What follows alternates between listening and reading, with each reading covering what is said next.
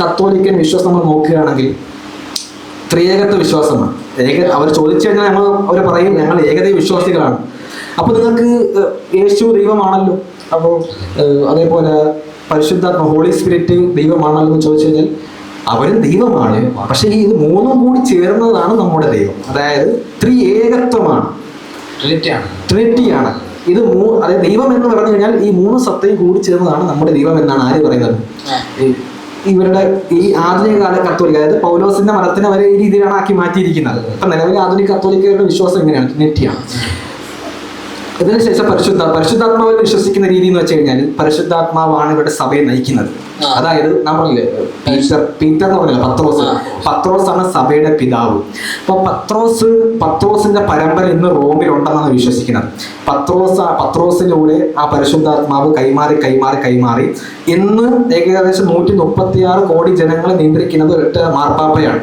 റോമിലുള്ള Vatican സിറ്റിയിലുള്ള മാർപ്പാപ്പയാണ് ഇന്ന് കത്തോലിക്കൻ സഭയെ ഭരിക്കുന്നത്. അപ്പം ഇന്നത്തെ നിലവിലുള്ള മാർപ്പാപ്പയിലാണ് ഇപ്പോൾ ഹോളി സ്പിരിറ്റ് നിലവിൽ കൊടി കൊള്ളുന്നത് എന്നാണ് ആരുടെ വിശ്വാസം? ഈ കത്തോലിക്കന്റെ വിശ്വാസം. ഇതിങ്ങനെ കൈമാറിക്കൊണ്ടേയിരിക്കും. ഈ ഹോളി സ്പിരിറ്റ് ഇങ്ങനെ എന്ത് ചെയ്യും? കൈമാറിക്കൊണ്ടേയിരിക്കും. അതുകൊണ്ടാണ് കാത്തലിക് സഭയിലെ ആൾക്കാർ പറഞ്ഞത് മാർപ്പാപ്പയെ ബഹുമാനം. മാർപ്പാപ്പയ്ക്ക് ഇവര് വലിയ സ്ഥാനം കൊടുക്കുന്നതിന്റെ പേരിലാണ്. കാരണം മാർപ്പാപ്പ ദൈവത്തിന് തുല്യമാണ്. കാരണം ദൈവം കുടികൊള്ളുന്ന ആരുടെ പേരത്താണ്? മാർപ്പാപ്പയുടെ ദേഹത്തിലാണ് ദൈവം കുടികൊള്ളുന്നത്. ഹോളി സ്പിരിറ്റ് കുടികൊള്ളുന്നത് മാർപ്പാപ്പയുടെ ദേഹത്താണ്. അതുകൊണ്ടാണ് ഒരു തീർത്ഥാടനത്തിന് വേണ്ടിയിട്ട് ഇവര് എങ്ങോട്ട് പോകുന്നത്? റോമിലേക്കും മറ്റ് സ്ഥലങ്ങളിലേക്കും എല്ലാവരും യെരുശലേമിലേക്ക് അവർ പോകുന്നത് ഈ ഒരു ഇതിന് വേണ്ടിയിട്ട്, അവരുടെ വിശ്വാസങ്ങളെ പുതുക്കാനും അവരുടെ വിശ്വാസം പുതുക്കാനും അവരെ ശുദ്ധീകരിക്കാനൊക്കെ വേണ്ടിയിട്ടാണ്. അവർ ആത്മശുദ്ധീകരിക്കാൻ പോകുന്നത്. നമ്മുടെ ഹജ്ജ് പോലെ തന്നെയാണ് അവർ തീർത്ഥാടനം. ഇതല്ലാതെ വേറെ ചില വിശ്വാസങ്ങളുണ്ട്. സ്ക്രിപ്ചർ ആൻഡ് ട്രാഡിഷൻ എന്ന് പറയും. അഥവാ ഇവരെ ബൈബിളിന് അംഗീകരിക്കുന്നുണ്ട്, ബൈബിളിൽ വിശ്വാസമുണ്ട്. പക്ഷെ ബൈബിളിന് എത്ര പ്രാധാന്യമുണ്ടോ അത്രയും പ്രാധാന്യം തന്നെ എന്തിനുമുണ്ട്? അപ്പോസ്തലിക് സസഷൻ അഥവാ അപ്പോസ്തല പരമ്പരയ്ക്കുമുണ്ട്. അഥവാ ഈ വന്നിരിക്കുന്ന അച്ഛന്മാർക്കും ഈ ഫാദർമാർക്കും ഈ പ്രീസ്റ്റുകൾക്കും അതേപോലെ പോപ്പുമാർക്കും ഇവർക്കെല്ലാം ബൈബിൾ വചനത്തിന് ഏതൊരു പ്രാധാന്യമാണോ ഇവർ കൊടുക്കുന്നത് അതേ പ്രാധാന്യം തന്നെ ആർക്കുമുണ്ട്? ഈ അപ്പോസ്തല പരമ്പരയിൽപ്പെട്ട പോപ്പുമാർക്കും ബിഷപ്പുമാർക്കും ഉണ്ട് എന്നാണ് വിശ്വസിക്കുന്നത്. പിന്നെ പുതിയ വിശ്വാസങ്ങൾ നോക്കുകയാണെങ്കിൽ 7 സാക്രമെന്റ്സ് പറഞ്ഞ പുതിയ വിശ്വാസങ്ങളുണ്ട്. ദീക്ഷാകർമ്മം, ബാപ്റ്റിസം, അതുപോലെ കൺഫർമേഷൻ, സ്ഥിരീകരണം, പിന്നെ പരിശുദ്ധ കുർബാന, എച്ചറിസ്റ്റ്. പരിശുദ്ധ കുർബാനയെ പറ്റി പറയുകയാണെങ്കിൽ ഇവരുടെ സഭയിൽ ഏറ്റവും പ്രധാനപ്പെട്ട ഒരു കർമ്മമാണ് എന്ത്?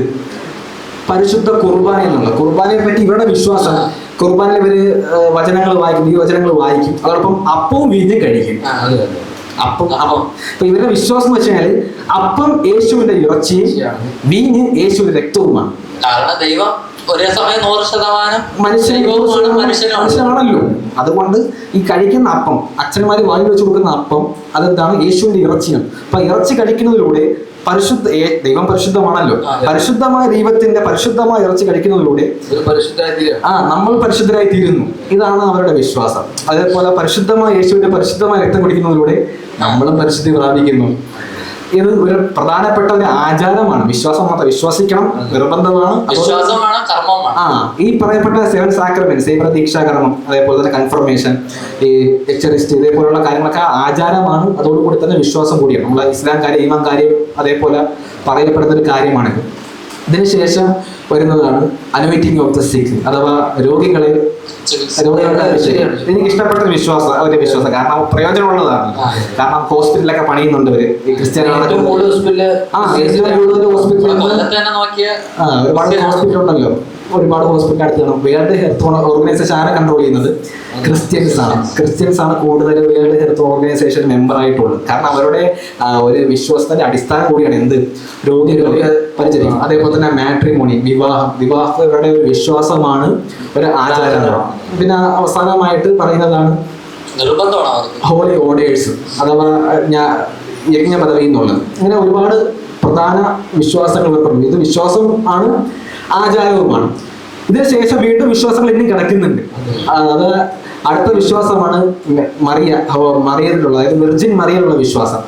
ഇത് പ്രധാനപ്പെട്ട വിശ്വാസമാണ്. അത് കാത്തലിക് ചർച്ചകൾ മനസ്സിലാക്കാൻ പറ്റിയ ഏറ്റവും വലിയ ഒരു മാർഗമാണിത്. ചില ചർച്ചകളിൽ മാതാവിന്റെ പ്രതിമ കാണും, അതാണ് മറിയത്തിന്റെ ഒരു പ്രതിമ ഉണ്ടാക്കി വെക്കും. അപ്പൊ ഇപ്പൊ മനസ്സിലാക്കണം എന്താണ് അവരുടെ ആരാധന കർമ്മത്തിൽ അവർ ചിത്രത്തെ ശില്പത്തെ വെക്കാറ്. ഈ ചർച്ച കാണാൻ മനസ്സിലാക്കുന്ന കത്തോലിക്ക ചർച്ചകളെന്ന് കാണാൻ മനസ്സിലാവും. കാരണം ഇവരാണല്ലോ വെർജിൻ മറിയെ കൂടുതൽ ഇമ്പോർട്ടൻസ് കൊടുക്കുന്നത്. ഇവർ ആരാധിക്കുന്നില്ല, ബഹുമാനിക്കണം എന്ന് പറയുന്നത്.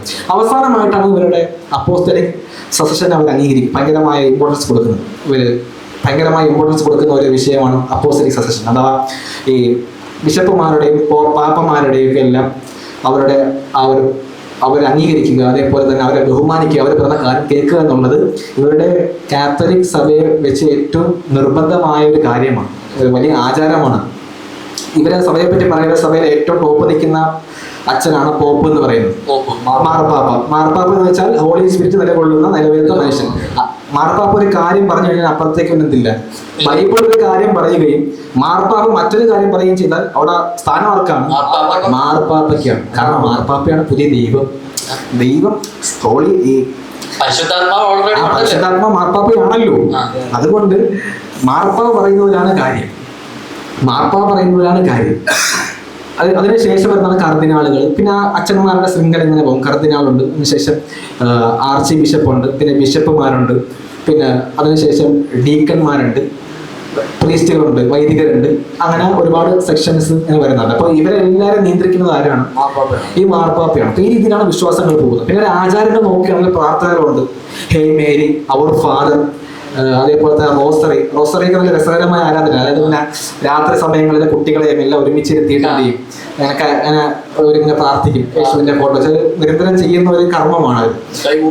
അതേപോലെ തന്നെ പിൽഗ്രിമേജ്, ഇവരുടെ തീർത്ഥാടനം. അതായത് ഇവര് എല്ലാ വർഷവും അല്ലെങ്കിൽ ഇവർ ഒരു നിശ്ചിത സമയത്തിന് ഇവർ എന്ത് ചെയ്യും, ഇവര് ജെറുസലേമിലേക്കും അതേപോലെ തന്നെ പോപ്പ് വറ്റിക്കാൻ സിറ്റിയിലേക്ക് ഇവർ യാത്ര ചെയ്ത് അത് പരിശുദ്ധി നേടും. അതുപോലെ പരിശുദ്ധ കുർബാന, ഇതൊക്കെ പ്രധാനപ്പെട്ടവരുടെ വിശ്വാസങ്ങളാണ്. മാമോദിസ, ഇതൊക്കെ ജനിക്കുന്ന കൊച്ചുങ്ങളെ ചെയ്യുന്ന ആ ഒരു കർമ്മത്തിന് മാമോദിസ എന്ന് പറയുന്നത്. അപ്പൊ ഇതൊക്കെ ഇവരുടെ പ്രധാന ആചാരങ്ങളാണ്. ചുരുക്കി പറഞ്ഞു കഴിഞ്ഞാൽ ഇതെല്ലാം ബാലിശമാണ്. ഒരിക്കലും യേശു ക്രിസ്തു അഥവാ ഈസനെ പഠിപ്പിച്ചതല്ല. അതുകൊണ്ട് തന്നെ സാരമായ പിളർപ്പുകൾ ഉണ്ടാവുന്നുണ്ട്, നിലവിൽ ഇങ്ങനെ ഉണ്ടായി വരുന്നുണ്ട്. ഇപ്പോൾ AD 500-കളിലാണ് ഈ സഭയ്ക്ക് അഥവാ കത്തോലിക്കൽ സഭയ്ക്ക് കത്തോലിക് എന്ന പേര് കിട്ടുന്നത്. സാർവജനീനമായ സഭ എന്ന പേര് കിട്ടുന്നത് തന്നെ എപ്പോഴാണ്?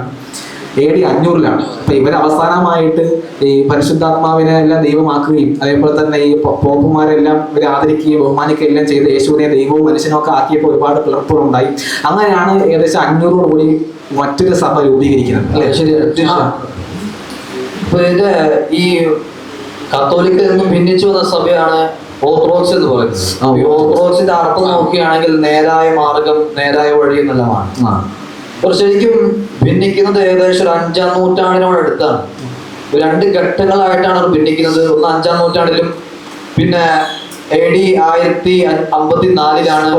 ആദ്യം 500-കളിൽ ഭിന്നത ഉണ്ടായി. അതെ. ശേഷം വലിയ ഭിന്നത ഉണ്ടായത് AD 1054-ലാണ്, 10-ാം നൂറ്റാണ്ടിലാണ്. കാരണം ഇവരുടെ സഭകൾക്കിടയിലുള്ള അധികാര പ്രശ്നങ്ങൾ, അതുപോലെ ദൈവശാസ്ത്രപരമായ ചില വിഷയങ്ങൾ, ഈ കാരണത്താലാണ് ഇവർക്ക് പ്രധാനമായും ഭിന്നത ഉണ്ടായത്. അതുപോലെ നമ്മൾ നോക്കുകയാണെങ്കിൽ കത്തോലിക്കിൽ നിന്നും വലിയ വ്യത്യാസങ്ങളൊന്നും ഓർത്തഡോക്സിനില്ല. ചെറിയ വ്യത്യാസങ്ങളാണ്. അതെ. ഇവർ ശരിക്കും മാർപ്പാപ്പമാരെ അംഗീകരിക്കുന്നില്ല. അവർ പറയുന്ന അനുസരിക്കുന്നില്ല. കത്തോലിക്കയുടെ പ്രധാനപ്പെട്ട ആൾക്കാരാണ് മാർപ്പാപ്പ. അതുപോലെ ഇവർ ബൈബിളിനെ മാത്രം അനുസരിച്ച് ജീവിച്ചാൽ മതി എന്നാണ് പറയുന്നത്. ബൈബിൾ മതി, മാർപ്പാപ്പയുടെ വാക്ക് സ്വീകരിക്കേണ്ട. അതുപോലെ കത്തോലിക്ക ഉള്ളതുപോലെ ക്രിസ്മസ്, ഈസ്റ്റർ എന്നീ ആഘോഷങ്ങൾ ഇവർ ആചരിക്കുന്നില്ല എന്നുള്ളതാണ്. അവർക്ക് അതിനൊക്കെ വിയോജിപ്പാണ് കാര്യങ്ങൾ. നമുക്കത് വേണ്ടെന്നാണ് അവർ പറയുന്നത്. പിന്നെ ഈ ഓർത്തഡോക്സ് നോക്കുകയാണെങ്കിൽ കേരളവുമായിട്ട് ഓർത്തഡോക്സ് വലിയ ബന്ധമുണ്ട്. കാരണം കേരളത്തിലെ ഓർത്തഡോക്സ് മലങ്കര സുറിയാനി സഭ ഏറെ പ്രശസ്തമായ. അതെ. കാരണം ഈ യേശുവിന്റെ ശിഷ്യനായ തോമാസ് ലീഹ അദ്ദേഹം AD 52-ൽ കേരളത്തിൽ വരികയും അങ്ങനെ ഈ ക്രിസ്തുമതം പ്രചരിപ്പിക്കുകയും ചെയ്തു എന്നാണ് ഇവർ ശരിക്കും വിശ്വാസം. അതാണ് 52-ൽ തോമാസ് ലീഹ കേരളത്തിൽ വന്നു. പക്ഷെ നമുക്കറിയാം പൗലോസാണ് കത്തോലിക്ക സഭയുടെ തുടക്കം. കത്തോലിക്കൽ നിന്നാണ് ഈ സഭ. വിശ്വാസം അവരുടെ അങ്ങനെയാണ്. ഇവർക്കാണ് സെന്റ് തോമസ് ക്രിസ്ത്യൻസ് എന്ന് വിളിക്കുന്നത്. സെന്റ് തോമസ് ക്രിസ്ത്യൻസ് ആണ്. ഈജിപ്ത്, സിറിയ, എത്യോപ്യ എന്നീ രാജ്യങ്ങളുമായിട്ട് വലിയ ബന്ധങ്ങളുണ്ട്. കേരളത്തിൽ നിന്ന് അങ്ങോട്ടാണ് ശൃംഖല ഇവരെ അങ്ങോട്ട് പോകുന്നത്. അതുപോലെ ഇവിടെ ജനസംഖ്യ നോക്കുകയാണെങ്കിൽ ഏകദേശം ഒരു 1-ാം നൂറ്റാണ്ടിൽ ഇവർ 10 ലക്ഷത്തോളം ഉണ്ടായിരുന്നു. 10 ലക്ഷം പേര്. അത് ഒരു 3-ാം നൂറ്റാണ്ടായപ്പോൾ ഏകദേശം 30 മുതൽ 40 ലക്ഷത്തോളം വരെയായി. 4-ാം നൂറ്റാണ്ടായപ്പോഴാണ് ഇവർ ഒരു സാമ്രാജ്യത്വ മതമായി തന്നെ മാറിയിരുന്നു. ഈ റോമൻ സാമ്രാജ്യം ഈ മതം സ്വീകരിച്ചതോടു കൂടിയാണ് ഇവർ വേഗത്തിൽ വളർന്നു തുടങ്ങി. അതായത് റോമില് കത്തോലിക്കരാണല്ലോ കൂടുതൽ, കത്തോലിക്കർ ഇങ്ങോട്ട് മാറി, ഓർത്തഡോക്സിലേക്ക് മാറി എണ്ണം കൂടി. ഇവർ ഭിന്നിക്കുന്ന സമയത്ത് ഏകദേശം കിഴക്ക് നിന്നും 1.5 മുതൽ 2 കോടി വരെയാണ് ഇവർ ജനസംഖ്യ വരുന്നത്. ഈ പാശ്ചാത്യത്തിൽ നിന്നും ഏകദേശം 2 മുതൽ 3 കോടി വരെയാണ് ഇവരുടെ ജനസംഖ്യ ഉണ്ടായിരുന്നത്. അതുപോലെ ആധുനിക കണക്ക് നോക്കുകയാണെങ്കിൽ ഓറിയന്റൽ ഓർത്തഡോക്സിൽ നിന്നും ഏകദേശം 6 മുതൽ 7 കോടി വരെയാണ് ഇവരുടെ ജനസംഖ്യ ഇപ്പോൾ ഉള്ളത്. അതുപോലെ ഈസ്റ്റേൺ ഓർത്തഡോക്സ് നോക്കുകയാണെങ്കിൽ 22 മുതൽ 25 കോടി വരെയാണ്. അഥവാ ഇവിടുത്തെ ഒരു തമാശ എന്ന് പറയാൻ പറ്റുന്ന രീതിയിൽ പറയുകയാണെങ്കിൽ കാത്തലിക് സഭയുള്ള ആളുകൾ തന്നെയാണ് ഓർത്തഡോക്സിലേക്ക് മെമ്പർഷിപ്പ് എടുത്ത് വന്നത്. അഥവാ അവിടെ ഭിന്നിച്ചു വന്നാണ്. ഒരുപാട് പൈസ ഒക്കെ ഉണ്ടല്ലോ, ഇനിയിപ്പോ തീർത്ഥാടനം ചെയ്യണം, മറ്റു ഒരുപാട് ഇതൊക്കെ ആചാരങ്ങളൊക്കെ നമ്മളില്ല. അതുപോലെ ലോകവ്യാപന കണക്ക് എടുക്കുകയാണെങ്കിൽ റഷ്യയിൽ 10 മുതൽ 12 കോടി വരെയാണ് ഇവരുടെ ജനസംഖ്യ വരുന്നത്. റഷ്യ. അതുപോലെ അത് ഈജിപ്റ്റ് നോക്കുകയാണെങ്കിൽ ഈജിപ്റ്റ് വലിയ ബന്ധമുണ്ട്. ഈ ഈജിപ്തിൽ 1 മുതൽ 1.5 കോടി വരെയാണ്. അതുപോലെ എത്യോപ്യയിൽ 5 കോടിയാണ്. നമ്മുടെ ഇന്ത്യ നോക്കുകയാണെങ്കിൽ 25 മുതൽ 30 ലക്ഷമാണ് ഇവരുടെ ജനസംഖ്യ വരുന്നത്. 25 ലക്ഷമാണ്. അപ്പോൾ ഇവരുടെ ബിഷപ്പുമാരുണ്ട്. അതെ അതെ. ഇവര് പോപ്പുമാരെ അംഗീകരിക്കത്തില്ല, പക്ഷെ ബിഷപ്പുമാരുണ്ട്. അവരുടെ കണക്കെടുക്കുകയാണെങ്കിൽ ഓറിയന്റൽ ഓർത്തഡോക്സിൽ ഏകദേശം 500-ൽ കൂടുതൽ ബിഷപ്പുമാരാണ് ഇവർക്കുള്ളത്. 500. ഈസ്റ്റേൺ ഓർത്തഡോക്സ് ആണ് കൂടുതലുള്ളത്. അവർക്ക് 800-ഓളം ബിഷപ്പുമാർ നിലവിലുണ്ട്. ഈ നിലയിൽ കൂടിയാണ് ഓർത്തഡോക്സ് സഭ മുന്നോട്ട് പോയിക്കൊണ്ടിരിക്കുന്നത്. അതുപോലെ കത്തോലിക്ക സഭ ഉണ്ടായത് 500 ആ കാലത്ത്. അടുത്ത 500 കാലഘട്ടത്താണ് ഈ ഓർത്തഡോക്സ് സഭ. അടുത്ത 500-ല് കത്തോലിക് ഉണ്ടായി, രണ്ടാമത്തെ 500 ഓർത്തഡോക്സ് ഉണ്ടായി. മൂന്നാമത്തെ 500 അതായത് 1500 ആ കാലയളവിലാണ് പ്രൊട്ടസ്റ്റന്റ് സഭ രൂപീകരിക്കുന്നത്. 15-ാം നൂറ്റാണ്ടിൽ പ്രൊട്ടസ്റ്റന്റ് സഭ അന്നാണ് ഉണ്ടായത്. ഇത് ഏകദേശം 16-ാം നൂറ്റാണ്ടിൽ യൂറോപ്പിൽ വെച്ചാണ് രൂപീകരിക്കപ്പെട്ടത്. പ്രധാനമായിട്ട് ഇങ്ങനെ മാറാനുള്ള കാരണം എന്ന് പറയുന്നത് കാത്തലിക് സഭയിലെ അനാചാരങ്ങളും മതപരമായിട്ടുള്ള പ്രശ്നങ്ങൾ. കാത്തലിക് സഭയെ പിടിച്ചില്ല.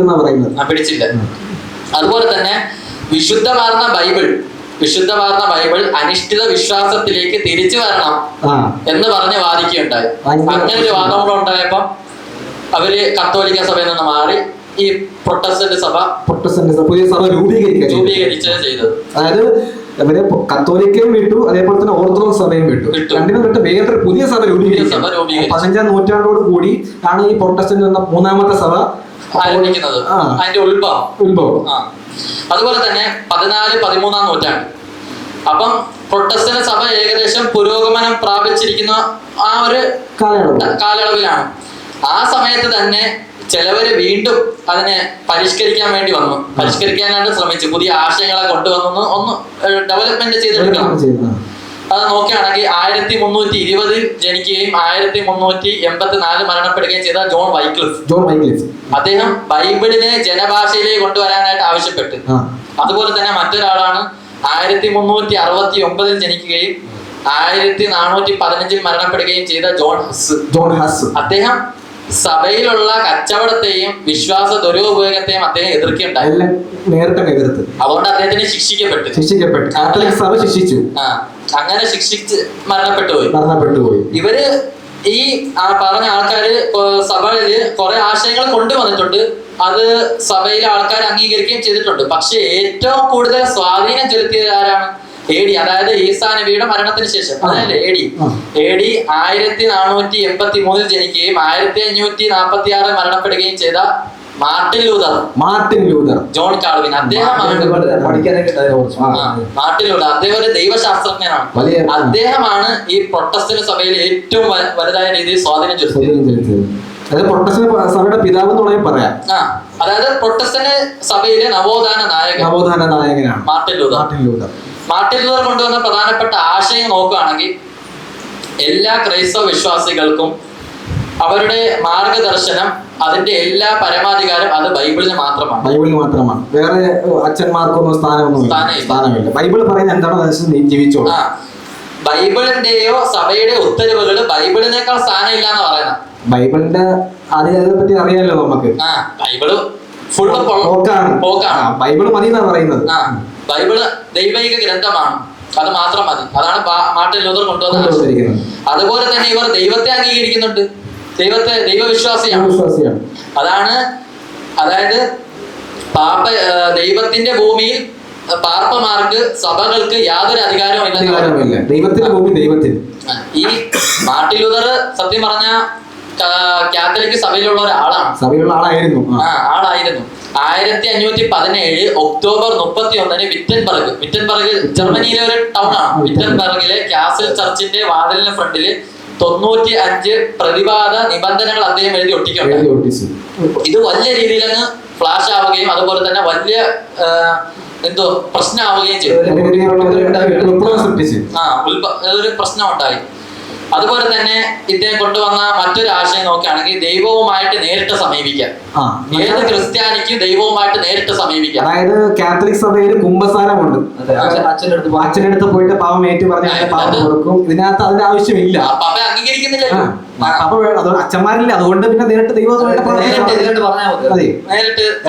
എളുപ്പമായി.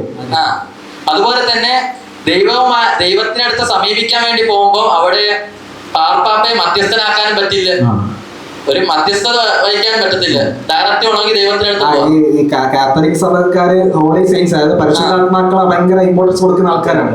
കാരണം ദൈവവുമായിട്ട് സമീപിക്കുന്ന ആൾക്കാര് നമ്മള് കൂടുതൽ അവരുടെ അടുത്ത ശ്രദ്ധിച്ച് നമുക്ക് നമ്മുടെ പ്രാർത്ഥന സ്വീകരിക്കുമെന്നാണ് കാത്തലിക്കുകളുടെ വിശ്വാസം. അത് തകർത്തുകൊണ്ടാണ് മാർട്ടിൻ ലൂതർ പുതിയ വിശ്വാസം കൊണ്ട് വന്നിരിക്കുന്നത്. അത് ആവശ്യമില്ല. അതുപോലെ തന്നെ ബൈബിൾ എല്ലാ ഭവനങ്ങളും വായിക്കണം, കാരണം ദൈവിക ഗ്രന്ഥമാണ്. ഈ ദൈവിക ഗ്രന്ഥമായിരിക്കും അവർക്കും കൂടെ വായിക്കണ്ടേ. അങ്ങനെ വായിക്കാൻ വേണ്ടി ദൈവിക ബൈബിളിന്റെ ഒറിജിനൽ ഭാഷ എന്ന് പറഞ്ഞാൽ ഹിബ്രു ഭാഷയാണ്. ഹിബ്രു ഭാഷയിൽ നിന്നും അദ്ദേഹം ജർമ്മൻ ഭാഷയിലേക്ക് ട്രാൻസ്ലേഷൻ ചെയ്യും. അതുപോലെ തന്നെ താങ്കൾ മുമ്പ് പറഞ്ഞത് കത്തോലിക്ക സഭ, ഇദ്ദേഹം കത്തോലിക്ക സഭക്കാരനാണല്ലോ. എന്നാൽ കത്തോലിക്ക സഭയിലെ ഏത് ശുശ്രൂഷകളുണ്ടല്ലോ, കുർബാന കുറെ ഉണ്ടല്ലോ, അതിൽ നിന്നും അദ്ദേഹം 2 എണ്ണത്തെ മാത്രമേ സ്വീകരിച്ചിട്ടുള്ളൂ. ബാക്കി എല്ലാത്തിനും അദ്ദേഹം തിരസ്കരിച്ചു. ഏത് ബാപ്റ്റിസം പിന്നെ കുർബാന, ഇത് 2 മാത്രമാണ്. ബാക്കിയൊന്നും വേണ്ട, രോഗികളുടെ അതൊന്നും വേണ്ട. അതുപോലെ തന്നെ മാട്രിമോണി, കല്യാണമൊന്നും വേണ്ടെന്ന് പറഞ്ഞു. കല്യാണം ഒരു വിശ്വാസമല്ലെന്ന് പറഞ്ഞു. അതുപോലെ തന്നെ സഭയിലെ സമ്പത്ത് പൊളിറ്റിക്കൽ താല്പര്യങ്ങൾ ഇദ്ദേഹം തടയുകയുണ്ടായി. കൊട്ടാരത്തിലെ ചടങ്ങുകള്, പാതിരിമാരുടെ ആഡംബരങ്ങള്, അതുപോലെ തന്നെ പാർപ്പമാരുടെ രാഷ്ട്രീയ ഇടപെടലുകൾ, ഇതെല്ലാം തന്നെ ദൈവത്തിന്റെ ഉപദേശങ്ങൾക്ക് എതിരാണെന്നാണ് പറയുന്നത്. അതുപോലെ തന്നെ പാർപ്പാപ്പമാരിലൂടെയോ സഭയിലൂടെയോ മനുഷ്യർക്ക് രക്ഷയില്ല, മറിച്ച് ദൈവത്തിന്റെ കൃപ, ദൈവത്തിന്റെ ദയ കൊണ്ട് മാത്രമാണ് മനുഷ്യന് രക്ഷ കിട്ടുന്നത്. അതായത് ദൈവത്തിനെ ഇവർ വ്യക്തിഗത രക്ഷകനായി സ്വീകരിച്ചു. അതുപോലെ തന്നെ ഇത് ആദ്യത്തെ ഇതേപോലെ തന്നെ വേറൊരാളാണ് ജോൺ കാൾവിൻ. 1509 ഫ്രാൻസിൽ വെച്ച് ജൂലൈ 10 ഇദ്ദേഹം ജനിക്കുന്നത്. 1564 മെയ് 24 ഇദ്ദേഹം മരിച്ചു. ഇദ്ദേഹം ജനിച്ചത് ഫ്രാൻസിലാണെങ്കിലും ഇദ്ദേഹം താമസിച്ചത് എവിടെ? സ്വിറ്റ്സർലാൻഡിലാണ്. അതായത് ഇദ്ദേഹം വന്നതിന് ശേഷം കുറെ മാറ്റങ്ങൾ കൊണ്ടുപോയി. ഇദ്ദേഹം പാസ്റ്ററാണ്, അതുപോലെ തന്നെ ബൈബിളിന്റെ വ്യാഖ്യാതാവാണ്. അതുപോലെ തന്നെ ഇദ്ദേഹം ഭയങ്കര തത്വചിന്തകനാണ്. ഇദ്ദേഹത്തിന്റെ തത്വചിന്ത 5 പ്രധാന പ്രമാണങ്ങളായിട്ട് തിരിച്ചിട്ടുണ്ട്. അതിന്റെ ചുരുക്കത്തിൽ പേരാണ് തുലിപ്പ് എന്നാ പറയുന്നത്. അതുപോലെ തന്നെ ഈ ജോൺ കാൾവിൻ സഭയ്ക്ക് വേണ്ടി ഇൻസ്റ്റിറ്റ്യൂട്ട് ഓഫ് റിലീജിയൻ എന്ന് പറഞ്ഞ പുസ്തകവും ഇറക്കിയിട്ടുണ്ട്. അത് ഇന്ന് സഭയിലെ ആനുകാലിക പുസ്തകമായിട്ടാ ഏറ്റവും വലിയ. അപ്പം അതുപോലെ തന്നെ മാർട്ടിൻ ലൂതറിനെ സഭയിൽ നിന്ന് പുറത്താക്കാനുള്ള കാരണം എന്തോ? മാർട്ടിൻ ലൂതർ കത്തോലിക്ക സഭയിൽ നിന്ന് പുറത്താക്കിയില്ലേ? അതിന്റെ പ്രധാനപ്പെട്ട കാരണം എന്ന് വെച്ചാൽ 1521 ആ കാലത്ത് മാർപ്പാപ്പമാര് വാങ്ങി വിൽക്കുന്ന പാപമോചന പത്രം ഉണ്ടല്ലോ കത്തോലിക്ക സഭയിലെ, പാപമോചന പത്രം ബൈബിളിന്റെ ആധാരമില്ലാത്ത വ്യാജപത്രമാണെന്ന് വാദിക്കുകയുണ്ടായി. അതുകൊണ്ട് കത്തോലിക്ക സഭയിൽ നിന്ന് അദ്ദേഹത്തെ എക്സ്കമ്മ്യൂണിക്കേറ്റ് ചെയ്തു. അതിനുശേഷമാണ് മാർട്ടിൻ ലൂതറിനിസം എന്ന് പറയുന്ന സഭ രൂപീകരിച്ചത്. പ്രൊട്ടസ്റ്റന്റ് ഇങ്ങനെയാണ് ലൂതറലിസത്തിലേക്ക് ഇങ്ങനെ കടന്നു വരിക ആ രീതിയിൽ 1500 കഴിഞ്ഞ് വന്നത്. ഇനി ഇതിന്റെ വ്യാപനം നോക്കുകയാണെങ്കിൽ ഈ സഭ വ്യാപിച്ചത് 1560 ആ സമയത്താണ്, ആ കാലത്താണ് വ്യാപിച്ചത്. യൂറോപ്പിലേക്ക് വ്യാപിച്ചത്. Germany, Syria, Netherland, Switzerland, Scandinavia എന്നിവിടങ്ങളിലേക്ക് വ്യാപിച്ചു. പിന്നെ 18, 17 നൂറ്റാണ്ടുകളിൽ അമേരിക്ക, ആഫ്രിക്ക, ഏഷ്യ എന്നിവിടങ്ങളിൽ വ്യാപിക്കുകയുണ്ടായി. അതുപോലെ തന്നെ ഇത് പ്രധാനപ്പെട്ട നമ്മൾ ഏറ്റവും വേണ്ട വ്യത്യാസമാണല്ലോ, കത്തോലിക്ക സഭയിലെ വ്യത്യാസവും ഇത് തമ്മിലുള്ള വ്യത്യാസവും വ്യത്യാസമുണ്ട്. വിശ്വാസങ്ങളുടെ കൂടുതൽ വ്യത്യാസം. കത്തോലിക്ക സഭയിൽ പോപ്പിനെ അംഗീകരിക്കുന്നുണ്ട്, എന്നാൽ പ്രൊട്ടസ്റ്റന്റിൽ പോപ്പില്ല. പ്രധാന വിശ്വാസം സാക്രമെന്റ്സിൽ പകുതി ഒരു ഭൂരിഭാഗം എടുക്കുന്നത്, 2 അംഗീകരിക്കുന്നുള്ളൂ. അങ്ങനെ വലിയ വ്യതിയാനങ്ങൾ സംഭവിച്ചിട്ടുണ്ട്. അതുപോലെ തന്നെ ഇവർക്ക് വിശ്വാസം മാത്രം മതി, കർമ്മങ്ങൾ വേണ്ട. അതായത് ഈ പറയപ്പെട്ട കുർബാനയൊന്നും ചെയ്യേണ്ട, വിശ്വാസം കൊണ്ട് രക്ഷപ്പെട്ടു പോകുന്നതാണ് അവർ പറയുന്നത്. ഇന്നത്തെ പ്രൊട്ടസ്റ്റന്റ് സഭ നോക്കുകയാണെങ്കിൽ ഏകദേശം ഇന്ന് ലോകത്ത് 920 മില്യൺ പ്രൊട്ടസ്റ്റന്റ്സ് ഉണ്ട്. അതായത് കാത്തലിക്കിന് ശേഷം അടുത്ത കാത്തലിക്ക് ശേഷം ഏറ്റവും വലിയ ക്രിസ്ത്യൻ സഭ പ്രൊട്ടസ്റ്റന്റ് സഭയാണെന്നാണ് പറയുന്നത്. അതായത് ലോകത്തിലെ ഏറ്റവും രണ്ടാമത്തെ സഭ. നോക്കുകയാണെങ്കിൽ ആഫ്രിക്ക, ഏഷ്യ, പിന്നെ കൊറിയ അവിടങ്ങളിൽ വ്യാപിച്ചുകൊണ്ടിരിക്കുകയാണ്. പിന്നെ ഇവരുടെ പ്രധാനപ്പെട്ട ആശയങ്ങൾ നോക്കുകയാണെങ്കിൽ മാർട്ടിൻ ലൂതർ കൊണ്ടുവന്ന ആശയം തന്നെ, അതായത് ബൈബിൾ ദൈവിക ഗ്രന്ഥമാണ്, അതുപോലെ തന്നെ ക്രിസ്തുവിനാണ് ഏറ്റവും മഹത്വം, അതുപോലെ തന്നെ ദൈവത്തിന് സ്നാനം വഹിക്കുക, അതുപോലെ തന്നെ യേശു ക്രിസ്തുവിൽ മാത്രമാണ് രക്ഷ, ഇതും പറഞ്ഞു. ഇതിങ്ങനെ കുറച്ച് വിശ്വാസങ്ങൾ, അതായത് മാർട്ടിൻ ലൂതറിന്റെ ആശയങ്ങൾ തന്നെയാണ് ഇന്നും അംഗീകരിച്ചു കൊണ്ടുപോകുന്നത്. അപ്പൊ ഈ നിലയിലൂടെയാണ് സഭ മുന്നോട്ട് പോകുന്നത്. ഇതിന് ശേഷം വന്ന ഒരു സഭയാണ്, ഏറെ വ്യത്യസ്തമായ നിലയിൽ വന്ന ഒരു സഭയാണ്. നമുക്ക് നമ്മുടെ ഇസ്ലാമായിട്ട് ചില സാമ്യം തോന്നും. അതായത് പറയുകയാണെങ്കിൽ നമ്മുടെ പഴയ യേശു ക്രിസ്തുവിന്റെ, അതായത് ഈസാ നബി അലൈഹി സ്വലാം കൊണ്ടുവന്ന അധ്യാപനങ്ങളോട് സാമ്യമുള്ള പുതിയൊരു സഭ. ഈ ആര്യസിന്റെ ആശയങ്ങളുമായിട്ട് ചെറിയ ആര്യാസിന്റെ, അതായത് അത്തനേഷ്യസുമായിട്ട് ഡിബേറ്റ് നടത്തിയ ആര്യാസ് അദ്ദേഹത്തിന്റെ വാദമാണ്. കാരണം ഇതിനകത്ത് ഏകത്വ ദൈവവിശ്വാസമാണ്. അതായത് യേശു ദൈവപുത്രൻ, പുത്രനല്ല, പറയാം. അത് മുമ്പ് പുത്രനായിരുന്നു, പുത്രനല്ലായിരുന്നു, പിന്നെ അവർ പുത്രനാക്കി. ആദ്യത്തെ ആര്യാസിനെ പോലെ തന്നെ ആയിരുന്നു. യേശു ദൈവപുത്രനല്ല എന്ന് വിശ്വസിച്ചിരുന്നു. പക്ഷെ പുതിയ ഇവര് അതിനെ ഒന്ന് ക്രോഡീകരിച്ച് പുത്രനിലേക്ക് മാറ്റുകയുണ്ടായിരുന്നു. ഇതിപ്പോ 1870 അമേരിക്കക്കാരനായ ചാൾസ് ടൈസ് റസൽ എന്ന ബൈബിൾ ഗവേഷകനാണ് ഈ പ്രസ്ഥാനം ആദ്യമായി ആരംഭിക്കുന്നത്. ഇദ്ദേഹം ആ സമയത്ത് ഒരു വാദം മുന്നോട്ട് വെക്കുകയുണ്ടായി. 1970 ലോകം അവസാനിക്കും. പക്ഷെ ഈ കാര്യം സംഭവിക്കാത്തതിനാൽ കുറെ പേരൊക്കെ നിരാശരായി സഭ വിട്ടു പോകും. ലോകം അവസാനിച്ചില്ല. പ്രവാചനം അവിടെ പരാജയപ്പെട്ടു. അപ്പോ അതിനുശേഷം ലൂതർ ഫോർഡ് എന്ന വ്യക്തി അവിടെ പ്രസിഡന്റായി നിയമിക്കപ്പെടുകയാണ്. അദ്ദേഹത്തിന് ശേഷമാണ് കുറെ മാറ്റങ്ങൾ ഈ സഭയിൽ വരുന്നത്. ആദ്യം ഇവരെ വിളിക്കപ്പെട്ടിരുന്നത് ബൈബിൾ സ്റ്റുഡൻസ് എന്നാണ്. അതിനുശേഷമാണ് യഹോവ വിറ്റ്നസ് എന്ന നാമത്തിലേക്ക് ഇവർ മാറിയത്. അതുപോലെ ഇവരുടെ വിശ്വാസങ്ങൾ, ദൈവസങ്കല്പം നോക്കുകയാണെങ്കിൽ ഇവർ സർവശക്തനായ ഏകനായ യഹോവയിൽ മാത്രമാണ് വിശ്വസിക്കുന്നത്. ഈ മറ്റ് സഭകളിലുള്ളത് പോലെ ത്രിയേകത്വ വിശ്വാസം, ട്രിനിറ്റി ഇവർക്കില്ല. ത്രിയേകത്വ വിശ്വാസമില്ല. അത് മുമ്പ് സൂചിപ്പിച്ച പോലെ ഈ ആദ്യ കാലത്തൊക്കെ ഈ യേശുവിനെ ഇവർ വെറും പ്രവാചകൻ, ഒരു ദൂതൻ മാത്രമായിട്ടാണ് ഇവർ വിശ്വസിച്ചിരുന്നത്. ആര്യാസിന്റെ നേരെ പിൻഗാമികൾ തന്നെയാണ് ഇവർ. പക്ഷെ ചെറിയ വ്യത്യാസം വന്നിട്ടുണ്ട് വിശ്വാസങ്ങൾ. പക്ഷെ ആധുനിക കാലഘട്ടത്തിലേക്ക് വന്നപ്പോൾ ഇവർ യേശുവിനെ പുത്രനാക്കുകയാണ്. എന്നാൽ യേശു ദൈവമാണ് എന്നോ അല്ലെങ്കിൽ ദൈവത്തിന് തുല്യനാണ് എന്നോ വിശ്വസിക്കുന്നില്ല. ജസ്റ്റ് പുത്രൻ, സൺ ഓഫ് ഗോഡ് എന്ന് മാത്രമുള്ള ലേബൽ മാത്രം കൊടുത്തിട്ടുണ്ട്. അതുപോലെ ഇവർ ബൈബിളിനെ അടിസ്ഥാനമാക്കിയാണ് ജീവിക്കുന്നത്. അവരുടെ വിശ്വാസത്തിന്റെ അടിസ്ഥാനം തന്നെ ബൈബിൾ മാത്രം. പോലെ തന്നെയാണ്. പക്ഷെ ത്രിയേകത്വവിശ്വാസമില്ല. അപ്പൊ അവിടെ ഒരു വലിയ വ്യതിയാനം സംഭവിച്ചിരിക്കുന്നത്. പ്രൊട്ടസ്റ്റന്റ് തമ്മിലും കാത്തലിക് തമ്മിലും ഓർത്തഡോക്സ് തമ്മിലും വലിയൊരു വ്യത്യാസമാണ് ഇവിടെ യഹോവ വിറ്റ്നസിൽ ഉണ്ടായിരിക്കുന്നത്. അപ്പോൾ 1950-കളിലാണ് ഇവർ കേരളത്തിലുടനീളം വ്യാപിക്കുന്നത്. കേരളത്തിൽ വരുന്നത് 240-ലധികം രാജ്യങ്ങളിൽ ഇവർക്ക് സ്വാധീനമുണ്ട് എന്നാണ് നിലവിൽ പറയപ്പെടുന്നത്. പിന്നെ ഇവരുടെ ആചാരങ്ങളിലേക്ക് നോക്കുകയാണെങ്കിൽ ഇവർ വീടുകൾ തോറും കയറി ഇറങ്ങി മിഷണറി പ്രവർത്തനങ്ങൾ ചെയ്യുന്നുണ്ട്. ബൈബിൾ സുവിശേഷം പഠിപ്പിക്കുന്നുണ്ട്. അതുപോലെ ഇവരുടെ തങ്ങളുടെ ആശയങ്ങൾ പ്രചരിപ്പിക്കുവാൻ വേണ്ടി ഒരു മാസിക, സിയോൺ എന്ന് പറഞ്ഞ മാസിക ഇവർ പ്രസിദ്ധീകരിക്കുന്നു. അതിലൂടെ പ്രബോധനമാണ് കൂടുതൽ. അതെ. അതുപോലെ ക്രിസ്മസ്, ഈസ്റ്റർ എന്നീ ആഘോഷങ്ങൾ ഇവർ ആചരിക്കുന്നില്ല.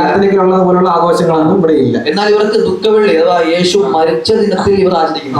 യേശുവിന്റെ മരണത്തിൽ ഇവർ ദുഃഖവെള്ളി ആചരിക്കുന്നുണ്ട്. അതുപോലെ ഇവർ രക്തം സ്വീകരിക്കുന്നതിന് തടസ്സം നിൽക്കുന്ന മറ്റുള്ള രക്തം സ്വീകരിക്കില്ല, ഡൊണേഷൻ ഇല്ല. അതുപോലെ അവസാനമായി ഇവർ രാഷ്ട്രീയ വിഷയങ്ങളിൽ വളരെയേറെ നിഷ്പക്ഷ അതാണ് ഈ ഇവര് രാഷ്ട്രീയവുമായിട്ട് ഈ ക്രിസ്ത്യാനികൾ കുറവാണല്ലേ. നമ്മൾ ഇലക്ഷൻ നോക്കിയാൽ മനസ്സിലാവും ക്രിസ്ത്യാനികൾ ഏതും പ്രത്യേകിച്ച് ഈ ആദർശക്കാര് കുറവാണ് ക്രിസ്ത്യാനികൾ. ഈ നിലയിൽ കൂടിയാണ് ആധുനിക കാലഘട്ടത്തിൽ യഹോവ വിറ്റ്നസ് അഥവാ യഹോവ സാക്ഷികൾ എന്ന് പറയുന്നവർ മുന്നോട്ട് പോയിക്കൊണ്ടിരിക്കുന്നത്. അതുപോലെ കത്തോലിക്ക സഭയിൽ നിന്നും ഓർത്തഡോക്സ് സഭയിൽ നിന്നും പ്രൊട്ടസ്റ്റന്റ് സഭ, അതുപോലെ തന്നെ ഇതിൽ നിന്നും മാറിയിട്ടാണ് ബെന്തക്കോസ് സഭ. അഞ്ചാമത്തെ സഭ ബെന്തക്കോസ്. അവസാന സഭ ബെന്തക്കോസ് നോക്കുകയാണെങ്കിൽ 20-ാം നൂറ്റാണ്ടിലാണ് തുടക്കം. അമേരിക്കയിൽ വെച്ച് 1906 1906 ലോസ് ആഞ്ചലസിൽ വെച്ച് അസൂസ സ്ട്രീറ്റിൽ അവിടെ നടന്ന ഒരു ആത്മീയ ഉണർവാണ് ഇതിന് പ്രധാന ഉത്ഭവം ഉണ്ടായിരിക്കുന്നത്. അതായത് ഇത് പ്രൊട്ടസ്റ്റന്റിൽ നിന്നും വേറിട്ട് വന്നതാണ്. ഇവര്